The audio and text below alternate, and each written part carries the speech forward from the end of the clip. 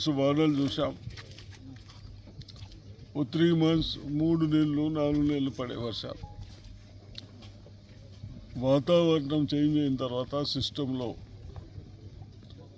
ఎక్కడైతే వర్షం పడుతూ ఉందో 1 అవర్లో హాఫ్ అన్ అవర్లోనే మ్యాక్సిమం వర్షం పడి ఫ్లడ్డింగ్ అయ్యేటట్టు చేస్తూ ఉన్నారు. ఇదంతా సూచనలు వెదర్ బాగలేక మనమంతా పొల్యూషన్తో వస్తూ ఉన్నామని చెప్తా ఉన్నారు. కాబట్టి తప్పనిసరిగా దాన్ని ఏం చేయలేము. కానీ మనకు ప్రాజెక్టు కట్టుకోవాలి. శ్రీరామ్ సాగర్ ప్రాజెక్టు కట్టుకున్నాం. మనం అందరం నిజామాబాద్ డిస్టిక్లో 1,00,000 ఎకరాలు పోగొట్టుకున్నాం పాత డిస్టిక్లో. అయినా దాన్ని పక్కన పెట్టుకొని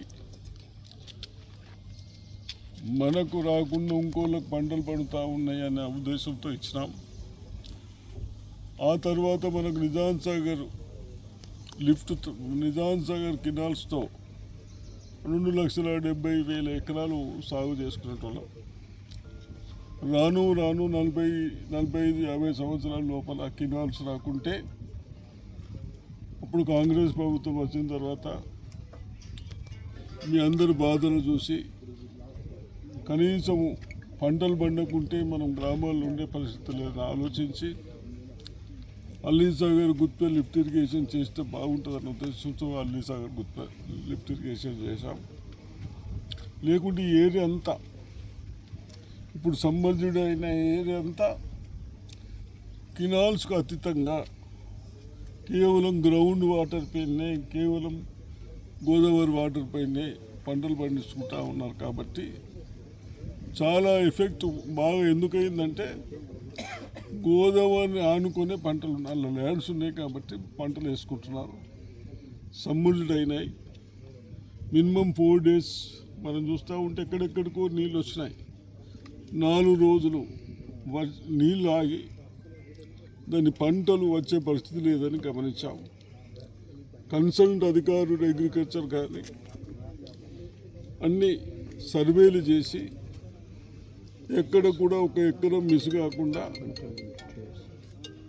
అది కలెక్టర్ ద్వారా మన ప్రభుత్వానికి పంపితే తప్పనిసరిగా మేము డిస్కషన్ చేసి ముఖ్యమంత్రి గారితో గతంలో ఏ విధంగా సాయం చేశామో ఆ విధంగా తప్పనిసరిగా చేయడానికి ప్రయత్నం చేద్దాం. అదేవిధంగా కరెంట్ ఒకటి, ఎలక్ట్రిసిటీ వాళ్ళు వచ్చారు ఆఫీసర్సు, తప్పనిసరిగా ట్రాన్స్ఫార్మర్లు ఇస్తామంటున్నారు.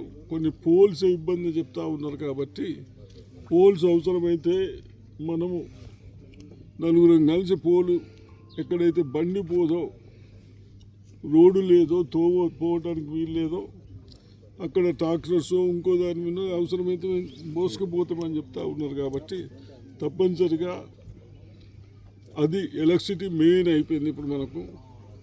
అది తొందరగా మనం కనెక్షన్స్ ఇవ్వకుండా ఉన్న పంట కూడా పోయే పరిస్థితి ఉంది. కాబట్టి తప్పనిసరిగా కన్సల్ట్ అధికారులు నిర్లక్ష్యం చేయకుండా తప్పనిసరిగా చేస్తామని చెప్తా ఉన్నారు. వాళ్ళని కూడా నాకు కూడా నమ్మకం ఉంది తప్పనిసరిగా. కానీ కోఆర్డినేషన్ నేను అనవసరం ఏదైనా తగాదులు పెట్టుకోకుండా అందరు కలిసి వాళ్ళు ఉన్నాయి చెప్తా ఉన్నారు. ఇక్కడ ఏదో అందరు రైతులు కలిసి బిడ్స్ అడుగుతూ ఉన్నారు.